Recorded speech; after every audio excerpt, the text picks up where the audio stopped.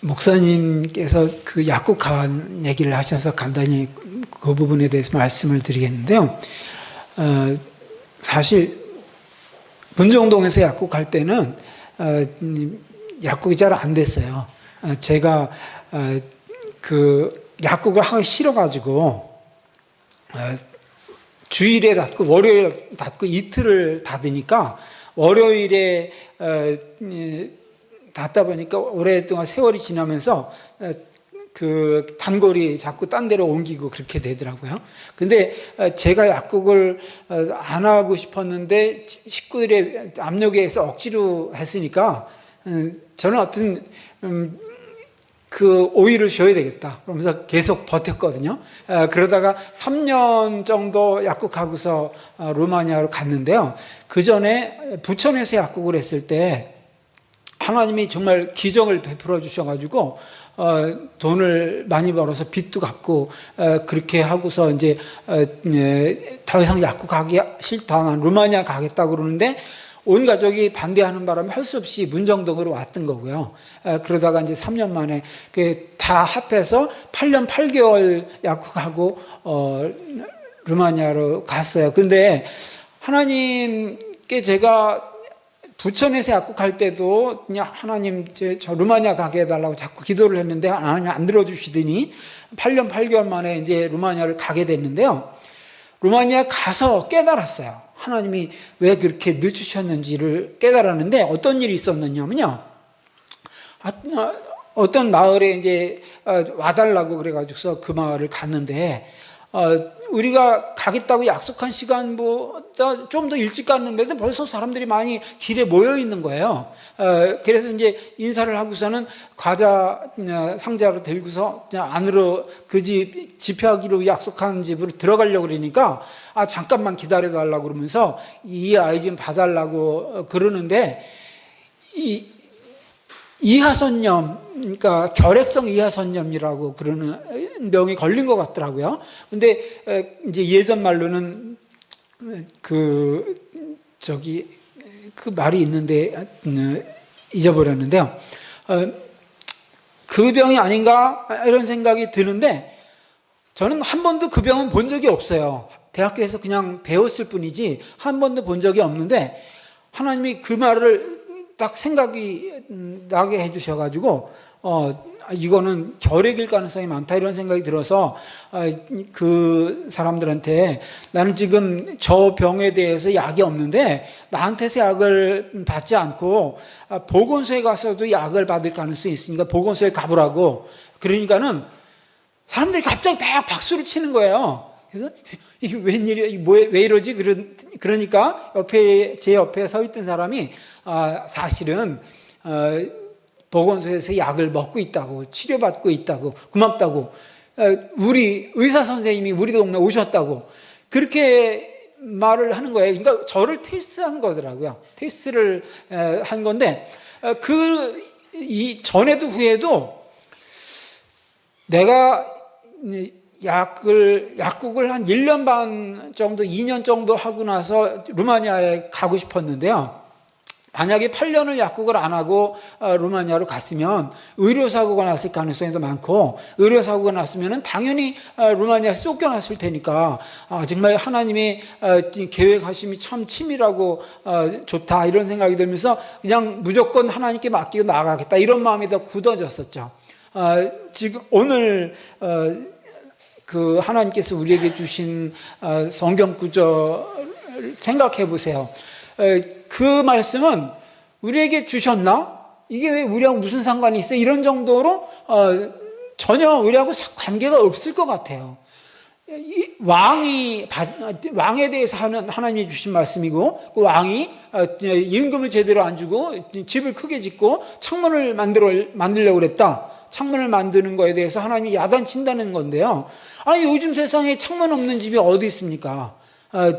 지하실인 경우에 창문이 없을 수 있지만 보통 1층이나 2층은 다 창문이 있잖아요. 그런데 하나님은 창문을 만든다고 야단을 치셨어요. 그게 2500년보다 더 옛날 얘기인데요. 그 옛날에는 유리가 보편화되어 있지 않고 유리라는 것이 그냥 어쩌다 생기는 보석 정도로 귀하게 거래되는 거였기 때문에 창유리가 거의 없던 시대였거든요. 그러니까 왕도 창유리를 못 만들었던 거예요. 못 썼던 거예요. 그래가지고 그냥 구멍만 뻥 뚫어놓고 그 구멍에다가 창틀을 나무로 깔끔하게 해놓고 거기다 빨간 칠을 했다는 건데, 그거를 하나님이 한 거에 대해서 야단을 치신 거예요. 너무 예전 얘기이고 우리하고 너무 상황이 다르니까 그건 우리한테 주신 말씀이 아니야, 이렇게 생각할 수 있죠. 그런데요, 그 예전으로 우리가 돌아가 볼 수는 없잖아요. 그런데 루마니아에 가면은요, 정말로 예전 1000년 전 같이 사는 사람들이 있어요. 지금도 집을 지금 보여주시는 저 집 벽이요, 흙으로 지었고 저 안료를 그 파란색 칠한 것이 흙 비슷한 거예요. 페인트가 아니에요. 흙 비슷한 거를 칠해가지고 저렇게 만들어 놓은 거거든요. 그리고 여자들은 꼭 이 스카프를 쓰고 다녀야 돼요. 여자가 스카프를 안 쓰고 밖에 돌아다니면은 굉장히 수치스러운 걸로 생각을 해요. 빨리빨리 넘겨주세요. 그리고 이제 집이 이렇게 아직도 길에 마차가 다니고요, 집마차가 쭉 돌려주시다가 집이 나오면 멈춰주세요. 이거는 우리 선교관이고요. 집 겉모양이 나오면 멈춰주세요. 이건 이제 공원에 놀러 갔어요. 이렇게 분수에서 사진 찍은 겁니다. 이건 잠깐만요. 요거는요, 이 가족이 너무 무식해가지고 돈을 제대로 못 벌어요. 세 가족만, 우리 교인들 중에 세 가족만 아주 가난하고 나머지는 다 부자가 됐어요. 나머지는 다 부자가 돼가지고 이 사람들이 사는 집은 창문이 요 정도 돼요. 요 정도 되고 그 유리창으로 막아놨어요. 유리창으로 막아놨는데 열지를 못하게 돼 있어요. 그렇게 해놓고 이제 겨울에 안에 벽난로에다가 나무를 떼면서 살고요. 벽난로에서 이렇게 음식도 해 먹고 그러니까 겨울에 감기가 자주 걸려요. 왜냐하면은 너무 음식하느라 뜨겁게 불을 피울 수밖에 없는데 밖에 나가면은 춥고 또 들락날락 하다 보면은 옷을 입고 왔다 갔다 하기에도 곤란하고 그러니까는 그냥 벗고 입게 되고 이런 식으로 자다 보니까, 그리고 또 연기 때문에 이 집안에 연기가 차면은 그 호흡기 질환도 생기고 그래가지고 눈병도 많이 있고 호흡기 질환도 많이 있고 또 물이 나빠가지고서 배탈도 자주 있고 이 피부병도 많이 있고 하여튼 병이 여러 가지 많이 있는 사람들인데, 이제 부자들은 분리를 해요. 난방용 따로, 그 다음에 벽난로 따로 이렇게 해가지고서 부자들인 경우에는 훨씬 더 그런 병이 안 걸리는 게 상황이 바뀐 거죠. 그러니까는 우리가 이제 이 가족들, 이 사람들이 이 큰아이 있죠. 큰아이가 학교를 못 갔어요. 다른 애들은 다 학교를 갔는데 지금 이 큰아이가 10살인데 학교를 못 갔다는 거예요. 왜 못 갔냐? 왜 학교를 안 보내냐? 그러니까 학교에서 부르지를 않는데요. 그래서 이제 알아보라고, 왜 안 부르는지 알아보라고 그랬더니 나중에 유식한 사람이 가서 도와줘가지고서 알아봤는데 뭐냐면 출생신고를 안 한 거예요. 근데 안 한 게 아니라 못 한 거예요. 출생신고라는 게 있다는 것조차도 모르고 해야 된다는 것도 모르는 거죠. 그래가지고서 병원에서 이제 출생신고를 할 수 있는 그 서류를 받아가지고 그거를 관청에 갖다 내야 되는데 그냥 서류만 받아가지고 왔다가 그 서류를 잃어버리고 이게 중요한 건지도 모르고서 그냥 주니까 그냥 받아가지고 와서 있다가 그냥 없어져 버리고 10년이 지나고서는 아무것도 근거가 없어가지고서 학교를 못 가는 거죠. 출생신고가 안 됐으니까.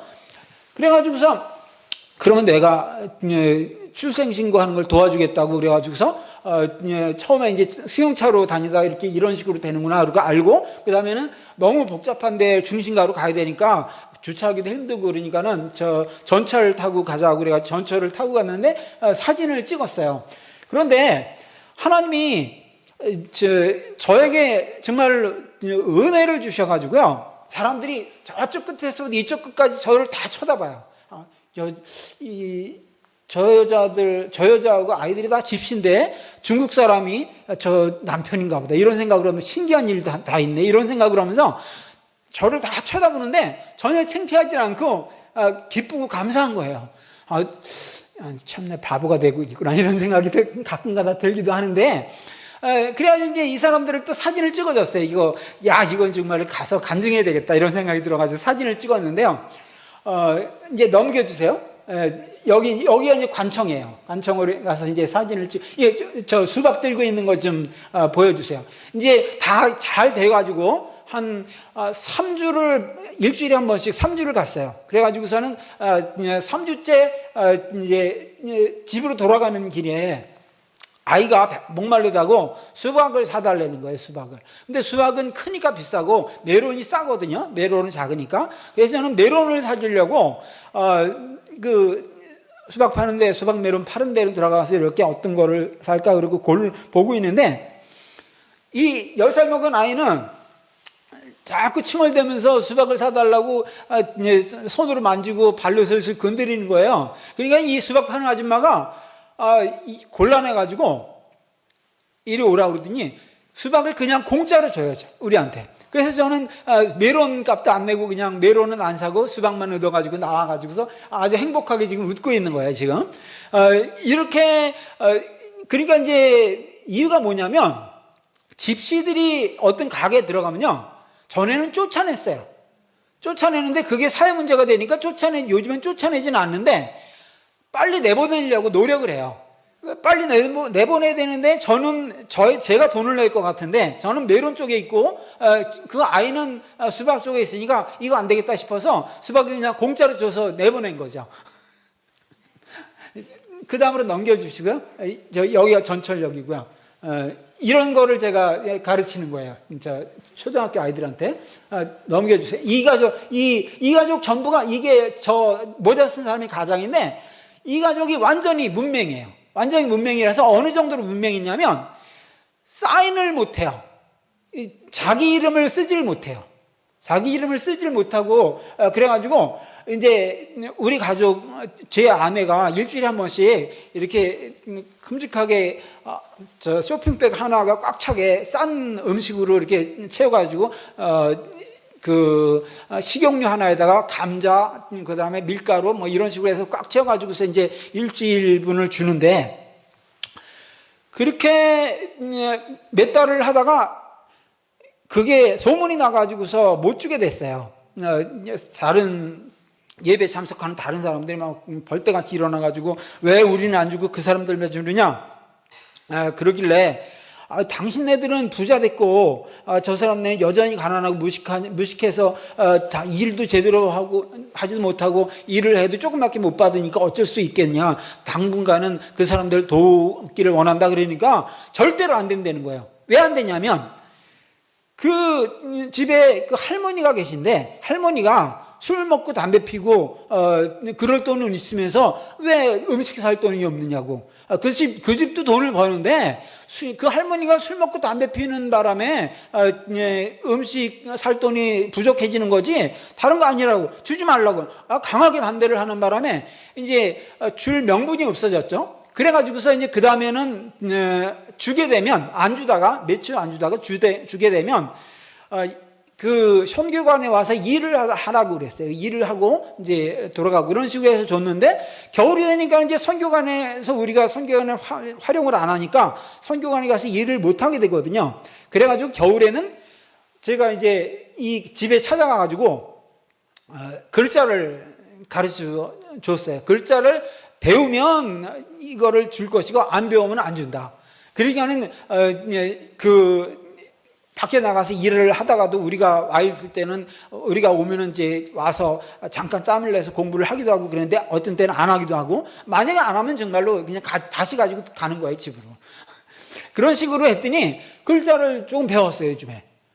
그래도 머리가 있는 사람들인데 너무 어렸을 때 공부할 환경이 안 됐었던 것 같아요. 빨리빨리 넘겨주셔가지고 이거는 이제 서유럽에서 여러 가지 선물을 한 명에 한 박스씩 이렇게 마련해 주셔가지고서 그 모든 아이들이 아니라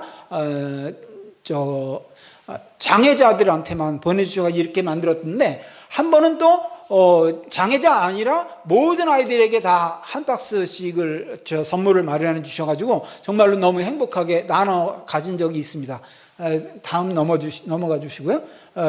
여기가 이제 저기 이렇게 고개 숙이고 있는 사람이 제 아들이고요. 제 아들이 비둘기들한테 이렇게 그 빵 조각 부스러 주면서 비둘기한테 먹이주는 과정이에요. 여기가 공원이고요. 빨리빨리 넘겨와 주다가 아니면 집이 있으면 좀 멈춰주세요. 이게 제 차고요. 이거는 이 오케스트라의 지휘자가 한국 사람인데, 임시 지휘자가 한국 사람인데, 우리 집에 와서 이제 식사를 하시는 바람에 친해졌어요, 우리하고. 그래서 그 지휘자가 우리 표 사는 거를 도와주셔가지고 싸게 잘 왔습니다. 이 사람은요, 저희 어머니의 살해범으로 기소가 됐다가 무죄 판결을 1심, 2심에서 받았다가 3심에서 유죄 판결 받아서 15년형을 지금 살고 있어요. 아이들은 우리 집에 왔었는데 저 남편은 안 나왔었죠. 그런데 그 사람이 지금도 자기가 살해했다고 시인을 안 해요. 안 하는데 그 사람이 했을 것 같다는 생각은 듭니다. 여러 가지 정황으로 봐서요. 증거도 있고. 그래서 이제 빨리빨리 다음으로 넘겨가 주시다가 어머니가 그 루마니아 사람들한테 치료해 주려고 좀 준비하신 거를 찍었던 거고요. 예전에 어머니 살아계실 때. 이제 벽을 보시면 완전 흑벽돌이잖아요. 저런 흑벽돌로 집을 지어가지고 창도 조그맣게 내고 이런 식으로 예전에 살았었던 거예요. 예전에 그러니까 저런 식으로 루마니아 사람들도 100년 전에 저렇게 살았었는데 요즘에 한국에서는 흑벽돌로 저런 식으로 회칠해가지고서 집 짓는 사람 아무도 없어요. 그죠? 그런데 100년 전에만 해도 루마니아에서도 그렇게 살았고 2000년 전에도 그렇게 살았죠. 그러니까는 루마니아에 지금도 루마니아 시골집에 가난한 집에 가면 그 성경에 나와 있는 그런 상황을 눈으로 볼 수 있는 거예요. 정말 저는 보여드리고 싶어요. 루마니아에 한번 오시면은 세상에 가난한 집은 얼마나 가난하게 살고 부자는 얼마나 부자하게 사는지 너무나 바로 좋은 집, 나쁜 집이 같이 붙어 있는데 정말로 크게 대비가 되면서 느끼는 게 많더라고요. 세상에 한국 사람들은요 부자가 되면은 부자들은 이상하거든요. 근데 루마니아 사람들은 이사 안 가고요. 자기 집터에다가 그냥 건물을 새로 지어요. 아니면 증축을 해가지고서 옛날 집은 그대로 놔두고 새 집을 다시 옆에다 짓거나 이런 식으로 사니까 예전 모습이 많이 남아 있습니다. 지금도 예전 모습이 많이 남아 있어서 정말 성경을 읽을 때 정말 현장감이 느껴져요. 루마니아의 일부 모습은 예전에 성경에 있던 바로 그 모습이다. 이런 생각이 들면서 정말 현장감이 느껴집니다. 이 할머니의 딸이 지금 우리 제자가 돼가지고서 독립사역을 하고 있어요. 지금 우리가 이제 루마니아를 떠났으니까 아무도 우리가 하는 사역은 아무도 해주는 사람이 없는데 이 할머니의 딸은 자기 집에서 시집 가가지고 자기 집에서 아이들을 모아가지고서 계속 예배드리고 있습니다. 정말 너무너무나 신실하게 믿음이 들어갔는데 어떻게 그렇게 신실하게 믿음이 들어갔느냐면요. 귀가 아팠어요. 귀가 아팠는데 이 귀 아픈 거를 이 아줌마가 민간요법으로 식용유를 데워가지고 따끈따끈하게 만들어서 귀에다 부은 거예요. 그러니까 귀가 간지럽고 막 근질근질하고 힘드니까 그렇게 식용유를 부으면 시원한 느낌이 들면서 느낌은 좋았던 것 같아요. 그런데 그게 속에서 썩었어요. 썩어가지고 병원에 이제 제가 병원을 데리고 갔는데 그 병원에 가서 이렇게 확인을 해보니까 그래서 이상한 물건이 귀 속에 있다는 거예요. 그거를 빼낼 수 있는지 한번 알아보겠다고 그랬거든요. 근데 그 병원에 어떻게 간 거냐면요, 제가 사역비가 워낙 아슬아슬하게 사역을 하기 때문에 병원에 데리고 갈 수가 없어요. 갈 수가 없는데 하루는 불가리아에서 사역하시는 감리교 선교사님이 저한테 카톡을 하셔가지고서 어떤 분이 루마니아를 가서 루마니아 우리 선교지를 둘러보고 우리한테서 사역하는 얘기를 듣고 싶어 하신대요. 루마니아 전체적인 상황도 듣고 싶어 하시고, 그래서 이제 그냥 보내시라고 받겠다고 그랬죠. 그랬더니 어떤 목사님이 오셨는데 미국에서 사역하시다가 한국으로 오신 목사님이시라는 거예요. 그래서 이제 그러냐고 그러고서 이제 우리 얘기를 자꾸 듣고 싶어 하시길래 쭉 얘기를 하다가 저 스테파니아, 저 할머니의 딸 얘기를 했어요. 귀가 아픈데 걔를 병원에 데리고 갈 수가 없어서 참 힘들다고 기도하고 6개월째 기도하고 있는데 지금 하나님의 응답이 어떻게 됐는지 모르겠다고 그렇게 말씀을 드리니까 터키에 한국인 의사가 있는데 그 터키에다가 알아보겠다고 그러시더니 한국으로 돌아오셔가지고서는 터키에 보낼 수가 없게 됐으니까 돈이 얼마나 필요한지 돈을 보내겠다고 그러시더라고요. 그래서 1,000유로가 필요하다고 그래서 1,000유로를 제가 받았는데요. 그때 저 할머니 딸이 17살이었어요. 17살이었기 때문에 17살이면은 미성년자로 해가지고서 무료로 치료를 받게 해주는데, 아무리 법적으로 무료로 치료를 받게 돼 있어도 뇌물을 주지 않으면은 그냥 제대로 치료 안 해주고 그냥 이름만 적게 하고서 그냥 보내는 거예요. 아무것도 안 해주고. 그런 식으로 하다 보니까 이제 뇌물을 줘야 되는데, 큰 뇌물을 주는 게 아니라 한국 돈으로 20내면 한 6,000원. 6,000원 정도 주면요, 5, 6,000원 정도를 주면 치료를 해줘요. 그런데 이제 또 약값은 또 따로 들어가요. 그런 식으로 해서 이제 그 의사한테 뇌물 주게 되고, 그 다음에 약값 써야 되고, 그 다음에 교통비 써야 되고, 이런 식으로 쓰다 보니까 한 20회 정도를, 열 몇 번 내지 거의 20회 정도를 병원을 갔는데 완전히 낫어요. 완전히 낫고, 그리고 이제 아픈 건 없어졌지만 청력이 돌아오는 게 아니니까 보청기를 써야 된다고 그래서 보청기 사는 거를 제가 일부러 돕고, 그 다음에 정부에서 도와주는 걸로 또 하고, 그래 보청기도 사고 그랬더니 다 합해서 들어간 돈이 500유로밖에 안 된 거예요. 세상에 1,000유로 정도 될 줄 알았더니 500유로밖에 안 됐어요. 그래가지고 500유로를 이걸 어떻게 해야 되겠느냐, 그러고서 그 한국에 계신 마이클 장이라는 목사님께 저 카톡을 드리니까 알아서 쓰시라고 그러시더라고요. 그래가지고서 나머지 사람들, 이제 다른 병원에 보내고 싶은데 못 보냈던 사람들한테 병원으로 오라고 해가지고 돈 주고, 그 다음에 약 사주고 이런 식으로 했더니 정말로 한 10명 정도가 치료를 받았어요. 하나님은 한 명이 자기 병을 위해서 기도를 하고, 하나님 제 병을 고쳐주세요. 제가 하나님께 헌신해서 어린이 사역을 하기를 원합니다. 건강해져가지고 어린이 사역 하기를 원합니다. 시집가가지고 어린이 사역 하기를 원합니다. 그러면서 기도를 했거든요. 6개월을. 그렇게 기도를 하고 나니까 정말로 하나님이 그야말로 전혀 모르는 분을 보내주셔가지고, 선유를 보내주셔가지고, 그 사람이 17살 먹은 여자아이가 치료를 받을 뿐더러 그 아이 기도한 걸로 해가지고서 10명이 또 더 치료를 받게 된 거예요. 와, 하나님, 그 아이를 하나님이 축복의 통로로 쓰셨다. 우리를 축복의 통로로 쓰셨구나. 이런 생각이 들면서 너무나 감사하게 생각이 되더라고요. 그래서 그 감사를 지금도 기억하면서 지금도 어린이 사역을 열심히 하고 있어요. 저 할머니의 딸이. 근데 저 할머니는 자기 딸이 그렇게 열심히 일을 하니까 나한테 뭐 해달라고 그러면서 당장 돈 내놓으라는 식으로 가끔가다 화를 내요. 당장 여기 내 집 저 망가졌으니까 고쳐놓으라고 화를 내요. 그럼 이건 내가 그때 딸 고쳐준 것도 내가 돈을 바로 준 게 아니라 하나님이 주셔가지고서 하나님이 주신 돈으로 내가 그렇게 했는데, 우리 이번에도 기도하자고. 기도하면 하나님이 주시면 주는 거고 안 주시면 못 주는 거라고. 그렇게 하고서 기도하게 했더니 특별히 그렇게 주시지는 않더라고요. 그래가지고서 이제 다른 돈을 좀 긁어가지고 조금 보태주고 그런 식으로 했었죠.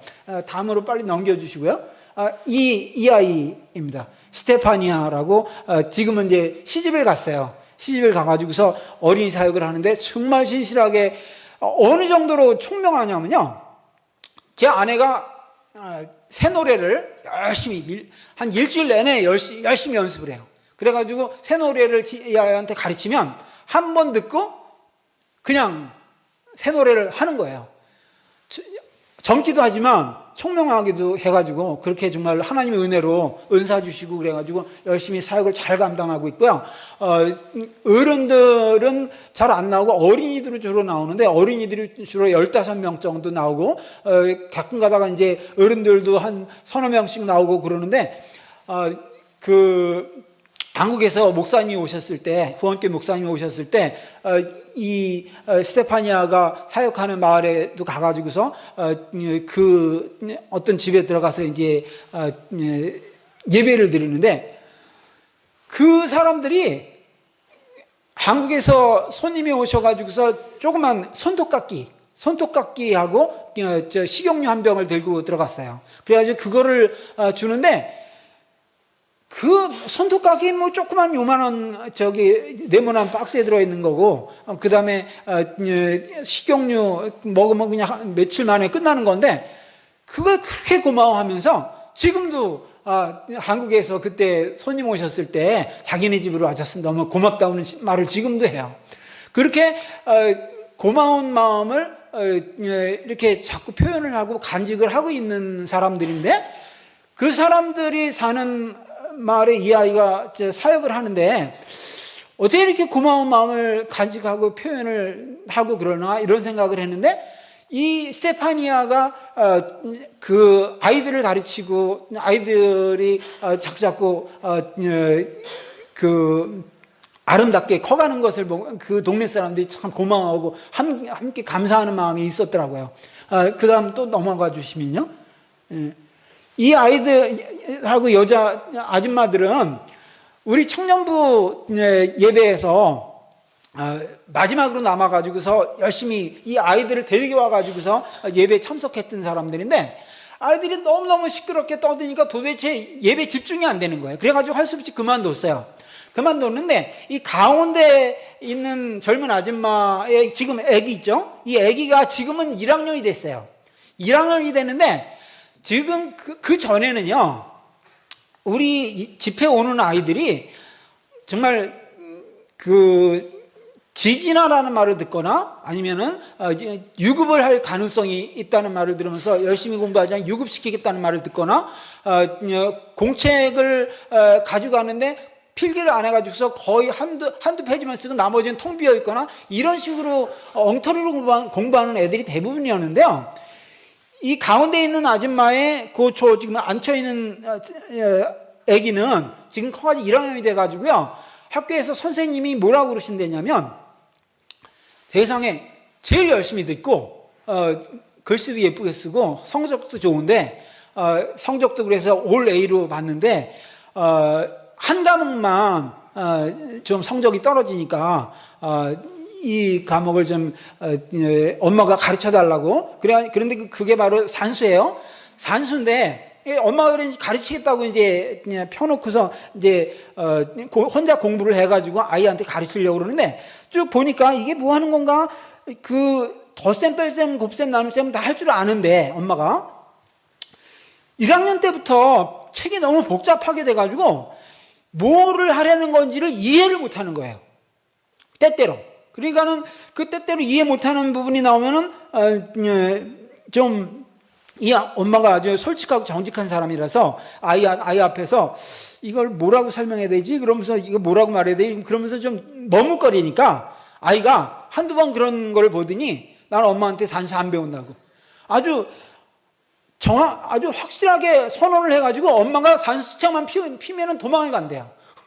그렇다고 저한테 산수를 가르쳐 달라고 그러는데 제가 다른 애들 가르치느라 시간을 못 내다가 그런 얘기를 듣고 내가 1학년 애들부터 가르쳐야 되겠구나. 그 아이를 가르쳐가지고 자꾸 올라가면 정말 그 아이가 혹시 대학교를 갈는지도 모르지. 이런 생각을 하면서 이제 2번인가 가르치다가 루마니아를 떠났거든요.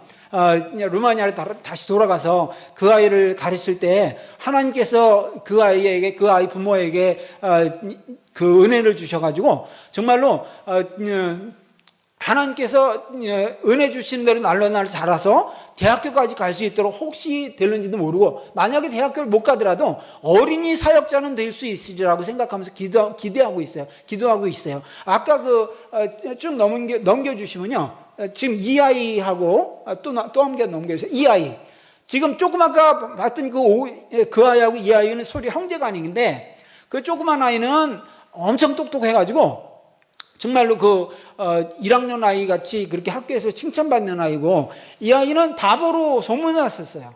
바보로 소문나가지고 3학년 때 제 아내가 이 아이를 이제 따로 가르치기 시작했는데 왜냐하면 함께 가르치니까 가만히 앉아 있으면서 전혀 모른다는 이해하지 못했으니까 다시 가르쳐 달라는 말도 하지 않고 답을 자기가 말을 하지도 않고 아무 말도 안 하고 가만히 있는 거예요. 그러니까 얘 안 되겠다 싶으니까 이제 걔를 따로 한 번을 가르쳐 왔는데 열심히 하고 이해했는지 안 했는지 자기가 말은 하지 못해도 이렇게 표정으로 표시를 하고 그래가지고 얘를 따로 가르쳐야 되겠다 싶어서 3년 전부터 이제 가르쳤어요. 가르쳤는데 요즘은 산수가 너무 어려워진 거예요. 걔 지금 5학년이 되는데 5학년 돼가 산수가 너무 어려워져서 집에서 분수 문제를 분수 계산을 집에서 저한테 배워가지고 아니면 이제 다른 응용 문제를 저한테 배워가지고 저한테 이제 일주일에 2번을 가르치는데 제 아내가 하는 말이 세상에 나는 수포자였는데 이게 수포자가 어른이 돼가지고 분수를 다시 공부를 하니 이게 하나님이 나더러 분수를 하려고 네가 분수를 모르니까 안 되겠다 분수를 알아라 이렇게 해가지고 분수를 가르치냐 정말로 너무 힘들다고 그러면서 공부를 하는데요. 제가 밖에 나갔다가 돌아오면요 한 5페이지 6페이지를 막 써놨어요. 그거를 검사를 해달래요. 그런데 한 가지가 틀리다 보면 쫙 다 틀려요. 그래가지고 그거를 또 다시 다 하면 막 땀을 뻘뻘 흘리면서 열심히 공부를 해가지고 이제 제 하나를 가르치기 위해서 그렇게 열심히 하는 거예요. 그런데 이제 다음으로 넘겨주세요. 그 아이는 그 언어가 어눌하고요. 그리고 행동이 좀 불량했어요. 그랬는데 제 아내한테 공부를 하면서 행동도 얌전해지고 언어는 여전히 어눌하고 그런데 하나님이 언어를 발전시키시고 그 다음에 행동도 다듬어 주셔서 목사로 삼으시면 좋겠다는 생각을 하고 있어요. 그리고 작은 아이는 아까 그 아이의 동생은 장로가 되겠으면 좋겠다는 생각을 했는데요. 왜냐하면 동생은 엄청 똑똑해가지고 학교에서도 1등하고 이런 식으로 되니까 부모가 기대를 많이 하죠. 그리고 저한테도 가르쳐달라고 그러면 제가 가르치면 정말 하나를 가르치면 10개를 알 정도로 빨리빨리 잘 배워요. 그러니까 이제 경시대 문제 이런 것도 가르치면은 그런 것도 비슷하게 풀기도 하고 잘 하더라고요. 그런데 아까 큰애 글자 모양 가지고 이렇게 집짓기 놀이한 그 아이는 글자를 몰라가지고서 힘들어 하다가 글자를 제 아내한테 배웠던 애예요.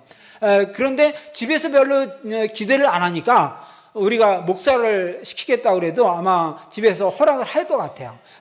저 똑똑한 아이는 돈 벌려고 아마 내보낼 거고 아마 공부를 아주 잘하면 대학교 우리가 도와주면 이제 보낼 거고요. 그렇지 않으면 당장 저 고등학교, 공업고등학교 가지고 취직하게끔 할 것 같은데, 요즘에 아주 취직이 잘 되거든요. 루마니아에 그 고등학교만 졸업해도 요즘은 취직이 잘 돼요. 대학교 가면 더 잘 되고요. 요즘에 루마니아 사람들, 가난한 사람들은 한 달에 직장 다니는 사람들인 경우에 300유로 정도를, 그러니까 한 40만 원 정도를 받아요. 40만 원 정도를 받는데, 컴퓨터 프로그래머들 보면은요, 루마니아에 있는 미국 회사에 취직해 있는 사람들 보면 3,000유로를 받아요. 10배죠. 10배를 받는데, 그 10배 받는 사람들 중에서도 교회 신자가 있어가지고, 한국의 선교사님이 키운 제자가 그렇게 10배를 받는데, 교회 와가지고서 11조를 안 해요. 11조를 안 하고 감사한것만 하는데, 감사한것만 하는데도 불구하고 교회가 완전히 자립돼가지고 그야말로 한국에서 후원이 없어도 교회는 유지가 되는 거예요. 그러니까는 그 선교사님은 자기의 생활비만 벌면 되고 사역비는 더 들여갈 필요가 없죠. 그렇게 돼가지고서는 정말로 그 선교사님이 성공적으로 사역하시는 걸 보고 저도 충분히 가능하다 이렇게 생각을 하면서 초등학교 때부터 그 수학 올림피아드에 내보낼 지금 계획을 하고 있는데, 지금 숄다누 제가 사역하는 그 시골 마을에는 그 2명밖에 가능성이 있는 애가 없는 거예요. 수학 올림피아드 갈 만한 애가. 그런데 도시에서 사역할 가능성이 생겼어요.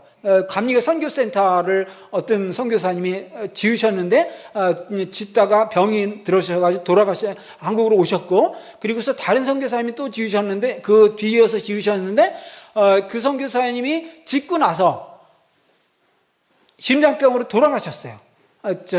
하늘나라 가셨는데 그러고서 이제 감리교 선교사 4가정이 함께 이제 공동 사역을 그 선교사 부쿠레스티 수도에 있는 선교관에서 공동 사역을 하고 그랬는데, 저는 이제 수학 가르치고 제 아들은 프랑스어를 가르치고, 그다음에 한인교회 목사님은 미국에서 유학하신 분이라서 영어를 가르치고요. 이런 식으로 이제 하기로 얘기가 됐거든요. 그런데 지금 문제는 그 건물이 아직도 그 무허가 건물이에요. 무허가 건물이라서 선교사님들이 건축 허가받고 이러는 데는 별로 관심이 없고 건축하는 데만 관심을 둬가지고서 건축한 다음에 한국에서 후원교회에서 다 오셔가지고 입당 예배 드리고 그걸로 끝나고 이런 식으로 되니까 지금 무허가 건물은 남아있어요. 그래서 무허가 건물인 상태에서 지금 다시 선교회에서, 한국에 있는 선교회에서 그 건물을 허가받을 수 있도록 후원을 하고 계신데, 후원 받는다고 해서 빨리빨리 허가받을 수 있는 게 아니고 굉장히 복잡하거든요. 벌써 시멘트 콘크리트를 딱 쳐가지고 속에 콘크리트 그 철근이 보이질 않으니까 이거는 파괴 검사를 하면은 문제가 생기니까 비파괴 검사를 해야 되는데, 비파괴 검사를 하면은 돈이 엄청나게 들어요. 엑스레이를 찍어야 되니까. 그런 상태에서 뭐 이거를 어떻게 해야 되느냐, 뇌물을 줘야 되느냐, 정말로 여러 가지로 마음이 복잡하고 생각이 복잡하고, 그런데 뇌물 주는 것은 하나님이 원하시지 않는 게 아닌가. 뇌물 안 주고서 일이 풀리면 정말 너무나 행복하겠다는 생각하면서 기도하고 있어요. 함께 기도해 주시길 부탁을 드리고요. 이렇게 지금 미화라라는 이 아이도 그렇게 바보 취급을 당했다가 지금은 이제 학교를 졸업을 하고 선생님은 칭찬도 받고 이런 식으로 바뀌었거든요. 정말 하나님이 우리에게 아이들을 가르칠 기회를 주신 게 너무 감사한데, 그렇게 될 수 있었던 이유는 어른들이 150명이 모이다가 지금은 20명만 모이기 때문에 시간이 남는 거예요. 그래가지고서 아이들을 가르치게 됐고요. 그렇게 아이들을 가르치면서 어른들한테도 또 예배에 오는 사람들이, 전에 오던 사람들, 신실했던 사람들한테는 약을 조금씩 주고, 그러니까 그 사람들이 다시 이제 우리가 시간을 내가지고서 집회를 하게 되면은 한꺼번에 많이 모이더라고요. 전번에 안양교회에서 목사님 오셨을 때 150명 정도가, 어른들이 150명 정도가 오셨어요. 근데 우리가 그 큰 선교관에서 150명이 함께 집회를 하면 신부가 방해를 해가지고서 우리를 사역을 못하게 쫓아낼 것 같은 분위기예요. 지금 그런 상태예요. 그런 상태인데 지금 그런 분위기로 해가지고서 그 선교관에서는 집회를 못하고, 선교관에서는 어린이 집회만 하고, 어린이 집회도 한 10명 정도, 15명 정도를 차로 데려와 가지고서 집회를 하고 있어요. 차로 데리고 와가지고. 왜냐하면 마을에서 좀 떨어졌기 때문에. 그러니까 우리들이 사역할 때 교통사고 나지 않게 기도해 주시고요. 그 다음에 제 아들 신학교 가는 것을 위해서 기도해 주시고요. 그 다음에 아이들이 공부하는 것을 위해서, 그 다음에 그 어른들이 변화돼서 새 삶을 살도록 기도해 주시길 부탁드립니다. 너무나 병들고 술, 담배 절어 있고 임신부들도 술, 담배를 해가지고서 아이들이 애기들이 정신병도 있고 뭐 별의별 병이 선천적으로 많이 생겨요. 지능도 낮은 애들, 뭐 천식이 생기기도 하고, 아이들부터요. 그런 사람들이 변화돼서 술, 담배 끊고 하나님께서 주신 힘으로 일하면서 건전하게 살기를 기도해 주시길 부탁드립니다. 기도하겠습니다. 하나님 감사합니다. 우리 김재군 선교사님 루마니아에서 주님 주신 사역을 이 모양 저 모양으로 열심히 잘 감당하고 있습니다. 많은 눈물과 또 많은 시련과 아픔도 있지만 견뎌낼 수 있도록 하나님께서 용기 주시고 능력 주시고 담대함을 허락하여 주셨사오매 모든 주신 사역의 열매가 아름답게 풍성히 거두어져서 살아계신 하나님을 더욱더 간증할 수 있는 우리 선교사님과 그의 가정과 사역이 될 수 있도록 축복하여 주옵소서. 특별히 영과 육의 강건함 더하여 주셔서 피곤치 않게 하시고 지치지 않도록 날마다 샘솟는 은혜 위에 은혜를 더하여 주옵소서. 예수님 이름 받들어 간절히 기도드립니다. 아멘.